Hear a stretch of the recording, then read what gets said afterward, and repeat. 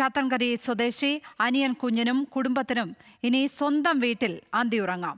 മക്കൾ പഠിക്കുന്ന MGM higher secondary സ്കൂളാണ് പത്തനംതിട്ട തിരുവല്ല സഹകരണ ബാങ്ക് വീട് ജപ്തി ചെയ്ത കുടുംബത്തിന് താങ്ങായത്. സ്കൂൾ പ്രിൻസിപ്പൽ അടങ്ങുന്ന സംഘം 2,57,232 രൂപ ബാങ്കിലെത്തി തിരിച്ചടച്ചു. News Malayalam big impact. അനിയൻ കുഞ്ഞിന്റെ 2 മക്കൾ പഠിക്കുന്ന തിരുവല്ല MGM ഹയർ സെക്കൻഡറി സ്കൂളാണ് കുടുംബത്തിന് വേണ്ടി ബാങ്കിലെത്തി പണമടച്ചത്. ന്യൂസ് മലയാളം വാർത്ത ശ്രദ്ധയിൽപ്പെട്ടതിന് പിന്നാലെ അധ്യാപക അനധ്യാപക കൂട്ടായ്മ പണം സ്വരൂപിച്ച് അടയ്ക്കാൻ തീരുമാനിച്ചു.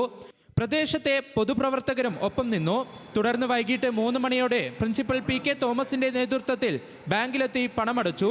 ഇനി അനിയൻ കുഞ്ഞിനും ഷീബയ്ക്കും മക്കളോടൊപ്പം സ്വന്തം വീട്ടിൽ അന്തിയുറങ്ങാം. വളരെയധികം സന്തോഷത്തെക്കാൾ ഉപരി ഞങ്ങൾ സദ്യ എൻ്റെ മക്കളോട് ഞാൻ പറഞ്ഞിരുന്നു, നമ്മളിവിടെ നിന്ന് ഇറങ്ങേണ്ടി വരും. ദിവസം 30-ാം തീയതി ഇറങ്ങുവാണെങ്കിൽ ഇറങ്ങണമെന്ന് അവർ പറഞ്ഞ 29-ാം തീയതി നമുക്ക് 4 പേർക്കും മരിക്കാവുന്ന വരെ ഞാൻ എൻ്റെ കുഞ്ഞുങ്ങളോട് പറഞ്ഞു. എൻ്റെ ഈ മരണത്തിൽ ഞങ്ങൾ രക്ഷിച്ച ഞങ്ങളുടെ MGM സ്കൂളിനോട് ഞങ്ങൾക്ക് തീർത്ത കടപ്പാടും നന്ദിയും സ്നേഹവും എന്നും ഉണ്ടായിരിക്കും. വാർത്ത ശ്രദ്ധയിൽപ്പെട്ടതോടെ സ്കൂൾ പ്രിൻസിപ്പാളിന്റെ നേതൃത്വത്തിൽ അനിയൻ കുഞ്ഞിന്റെ വീട്ടിലെത്തി സാഹചര്യങ്ങൾ മനസ്സിലാക്കി. തുടർന്ന് സ്കൂൾ മാനേജർ ഗബ്രിയൽ മാർ ഗ്രിഗോറിയസിന്റെ നിർദ്ദേശപ്രകാരം ഓർത്തഡോക്സ് സഭാ സെക്രട്ടറി ബിജു ഉമ്മൻ ബാങ്ക് അധികൃതരുമായി ചർച്ച നടത്തി.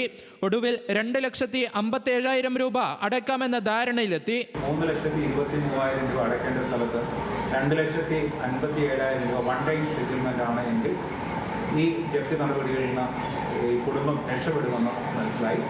അതിന് പ്രകാരം അധ്യാപകരോട് സംസാരിച്ചു. ഈ സ്കൂളിലെ എല്ലാ അധ്യാപകരും അനധ്യാപകരും ഒറ്റ ഒരു ദിവസം കൊണ്ട് ഇത്രയും പണം സഹായിച്ചു. ഇന്ന് ബാങ്കിൻ്റെ സമയം തീരുന്നതിന് മുമ്പ് തന്നെ നമ്മൾ 2,57,000 രൂപ അടച്ച് വീടിൻ്റെ പ്രമാണവും താക്കോലും ആ കുടുംബത്തിന് നമ്മൾ നൽകുകയും ചെയ്തു. 2018 പ്രളയത്തിലാണ് അനിയൻ കുഞ്ഞിന്റെ വീട് തകർന്നത്.